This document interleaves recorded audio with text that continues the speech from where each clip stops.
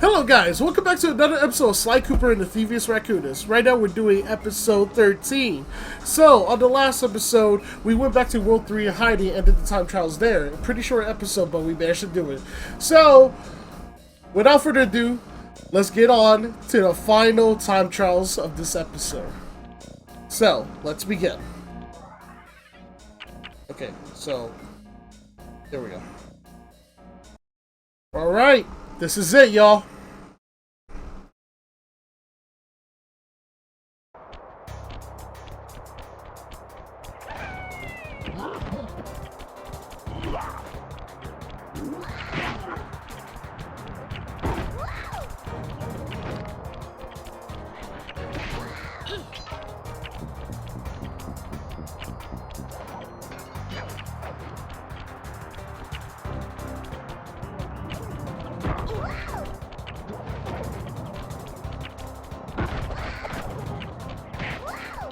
There we go.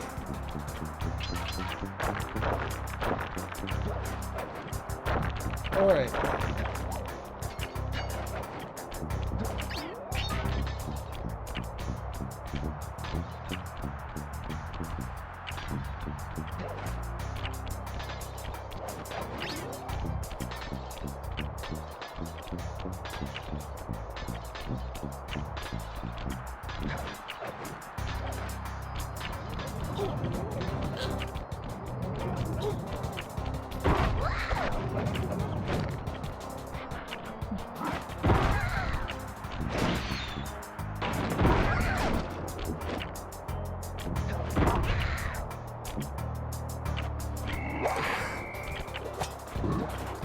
Oh! What the fuck? Okay.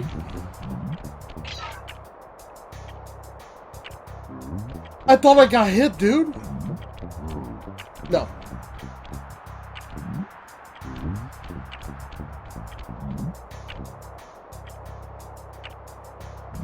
Could this be the one?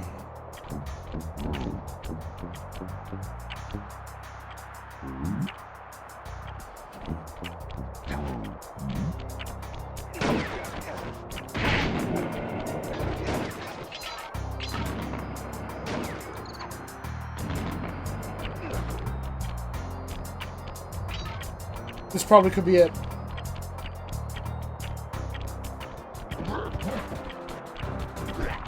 Oh my god! Yes!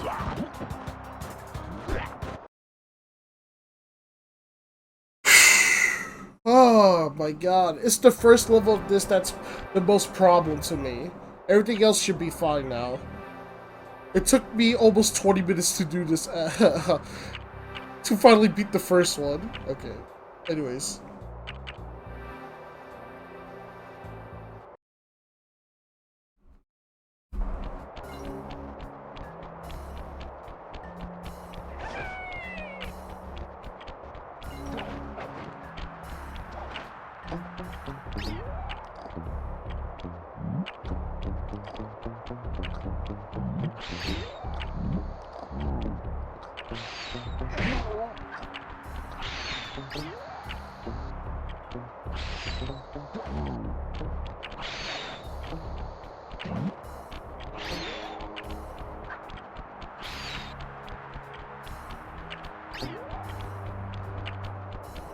Oh, that was a lot smoother.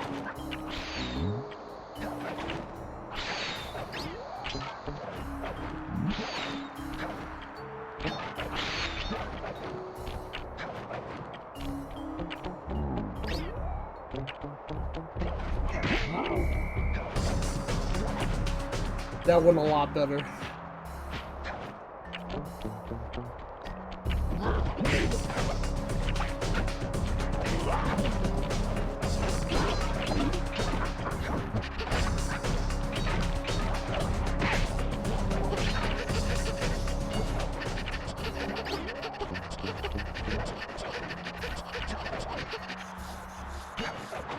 What the hell is that noise, seriously?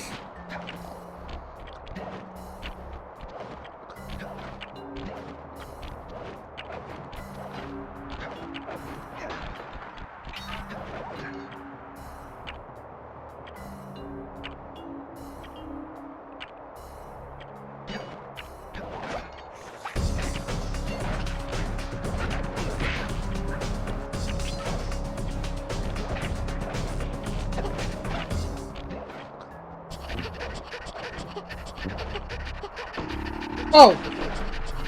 Sir! Anyways.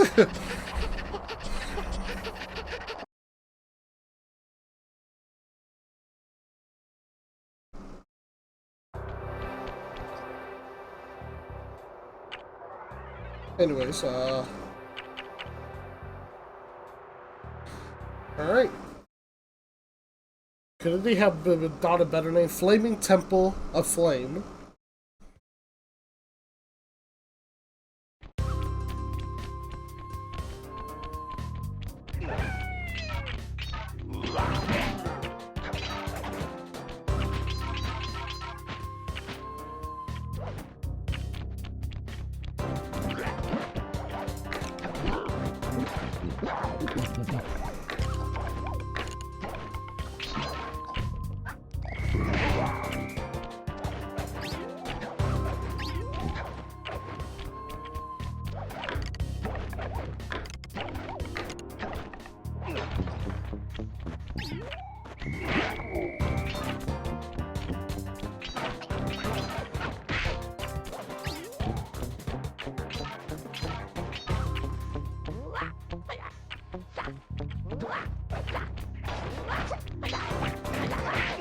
Alright, this is really good right now.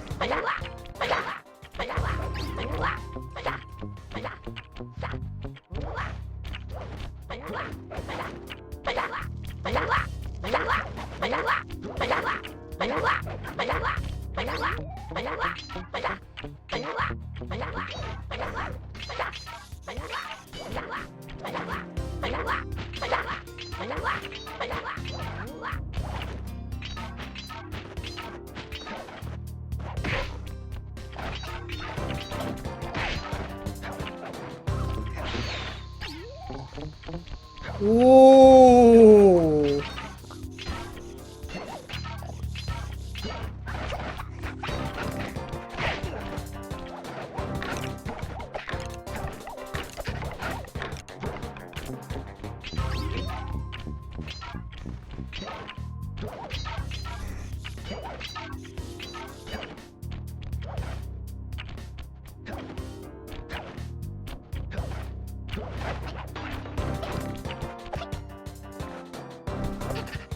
There we go.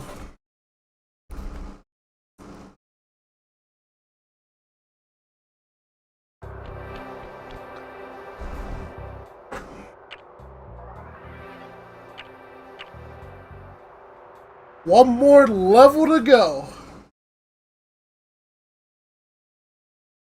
Alright, we can do this.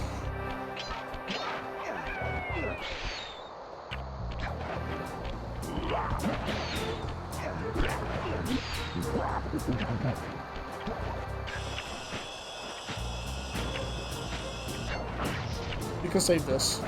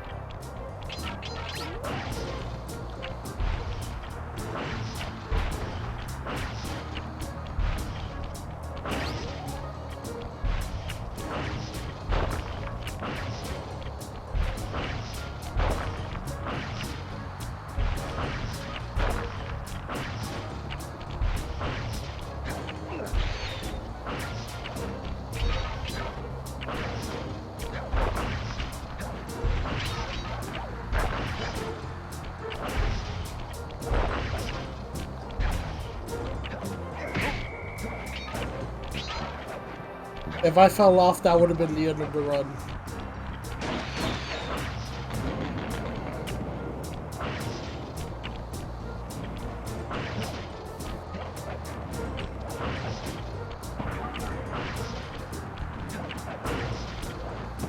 Oh my god.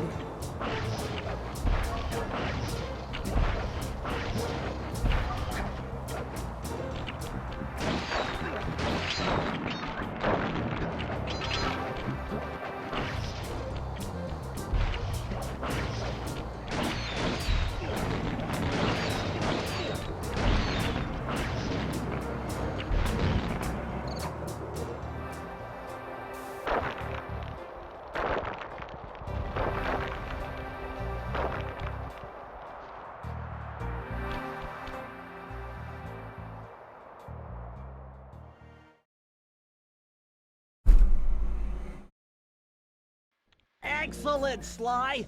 You've beaten all the Master Thief sprints and unlocked all the designers' commentary! Check out this fascinating behind-the-scenes movie!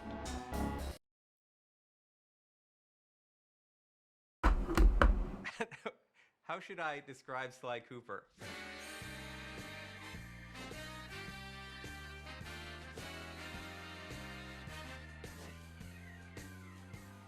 He's charismatic, Suave, debonair, Cool, slick, fast, stealthy, athletic, he's a daredevil. Sly Cooper is charming thievery.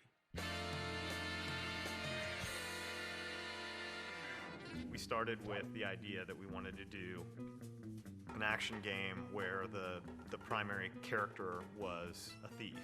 The choice of a raccoon was a pretty natural fit in terms of, you know, obviously the mask being in place, being, as Dev would say, a creature of the night. We very early on wanted to make a game that looked and felt like a cartoon, but was one step closer to realism rather than flat and graphic. We started experimenting with different ways we could bring this character to life, cell shading, how to make it feel like a cartoon but still feel like a great 3D game. We want it to actually look like it was inked and painted, and we want the backgrounds to be, you know, really lush and have a painted look, so it looks like it's a living animated episode that you've been thrown into. When you look at the game, initially, the first thing that draws you in is the beautiful art style and lush, very, very lush look of the environments. But when you actually play the gameplay itself is lush as well.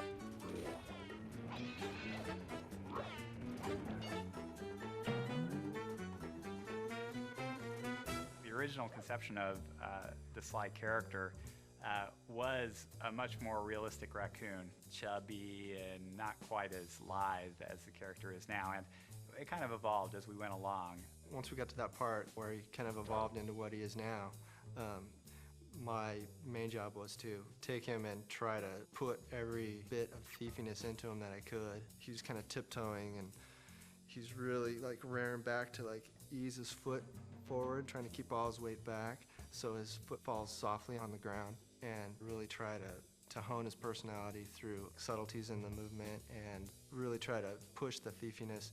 As we wanted Sly to feel really agile, we wanted him to feel like Sly could do the most amazing physical feats. You want to let the player of the game feel like they're a thief. Not like a real thief, like you wish thieves were.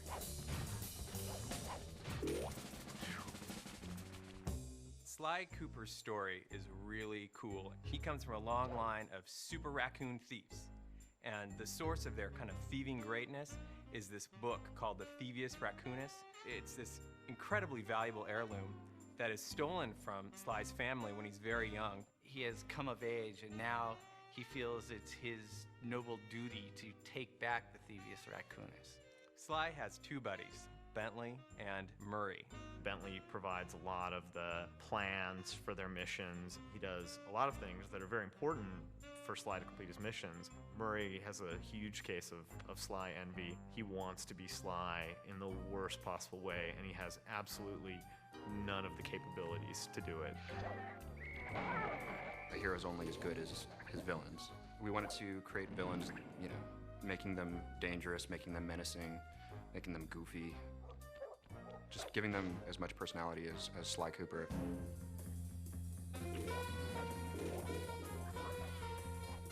It's a super high bar being in the action-adventure category. I mean, all of the greatest games, the best games that are out there are all action-adventures. The genre is such that you have to really excel in every single phase of the game. Going from saying Sly should be sneaky to actually having him feel sneaky in the game is hard. You have to start and you have to get the animation right, then you have to figure out how the engine's going to play the animation and how it gets affected by where he is and what he's doing, and how the player can feel in control at the same time. People are doing shoot 'em ups and things with, you know, big weapons and things like that, and this is all about character, so you can get the feeling of, you know, I am Sly and I'm sneaking around. Anytime we can exploit anything in the environment, build it in a way that, you know, as Sly's running over, it might seem more stealthy. We completely exploit that. And our golden rule is whatever is thiefier wins. If you want to make a game that looks different, the PS2 gives you the opportunity to do that. As a programmer, it has a ton of tools for solving all sorts of different types of technical problems. A big focus for us has been in getting our tool set to the point where the artists were really unconstrained. Artists will come to us with, they want the game to look this way, or boy, can we have a line around all the characters, the cell shading that we do, or how can we do the lighting models so that things that are bright have certain colors on them. And they have a lot of really cool ideas, and I and the other people on the programming team work on trying to get the technology put in place so that we can, you know, make those ideas happen. What we were able to do was put together our own lighting algorithm in vector units and then do the same thing for the cell borders that we put around all our characters. We could get it to all run super fast and have it all look different than other games. That was really our goal from the start, was to have a game which looked different.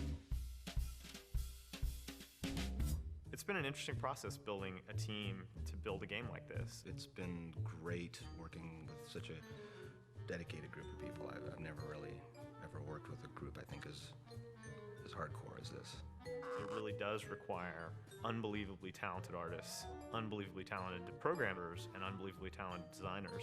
How you doing?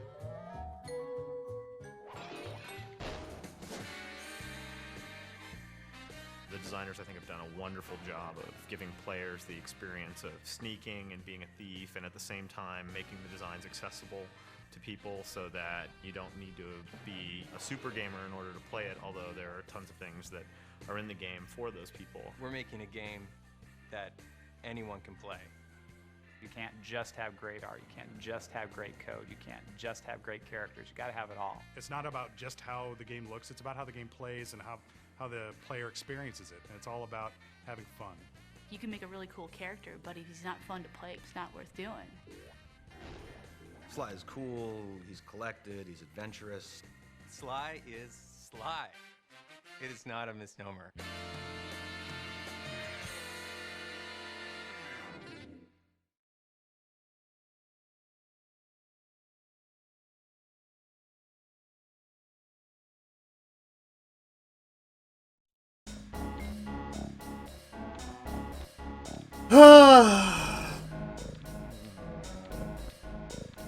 This is truly the end. We did everything. This Let's Play is officially over. I have completed Sly Cooper and the Thievius Raccoonus 100% once again. And this time I caught it on film. Anyways, guys, this is going to be the end of the episode. So anyways, thank you guys for watching. Stay tuned for, I keep stuttering. Stay tuned for more of my Let's Plays out there. And as always, I'll see you later. Peace.